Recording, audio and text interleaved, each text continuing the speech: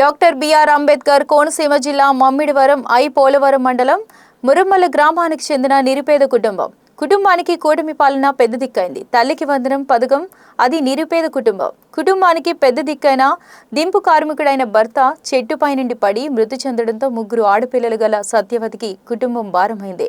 కూటమి ప్రభుత్వం రాకముందు ప్రభుత్వ పాఠశాలలో చదివే ముగ్గురు పిల్లలు గాను ఒకరికే అమ్మఒడి పేరుతో ప్రభుత్వ సాయం అందేది. మిగిలిన వారి చదువుకు కుటుంబ పోషణకు సత్యవతి వ్యవసాయ పనులు కూలి పనులు చేసి కష్టంగా కుటుంబం బండి నడిపేది. కూటమి ప్రభుత్వం వచ్చాక ముగ్గురు పిల్లలకు తల్లికి వందన సాయం అందడమే కాక ప్రభుత్వ పాఠశాలలో వసతులు, పుస్తకాలు, దుస్తులు, ఇతర పథకాలు నాణ్యతతో కూడినవి అందడంతో ఆమె ఆనందం వ్యక్తం చేస్తోంది.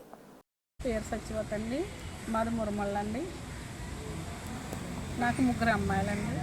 మా ఆయన గారు లేరు, చనిపోయారండి. ఎంతో కష్టపడి పిల్లల్ని చదివించుకుంటున్నానండి. అంతకు ముందైతే ఒక పాపకే పడేదండి అమ్మఒడి. ఇప్పుడు తల్లికి వందనం పెట్టాక మా ముగ్గురు అమ్మాయిలకి పడ్డదండి.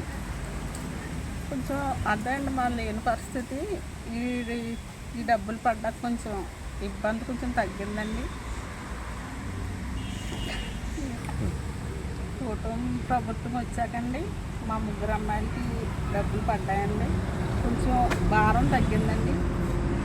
మాది పాకండి, పాకలోనే ఉంటున్నానండి. ముగ్గురు పిల్లలను పెట్టుకుని మాకు ఏమన్నా ఇంకా సహాయం చేయాలని, మాకు ఇల్లు లేదండి, స్థలాలు కూడా ఎక్కడ లేవండి. స్థలం ఇస్తే ఇల్లు కట్టుకుంటామండి.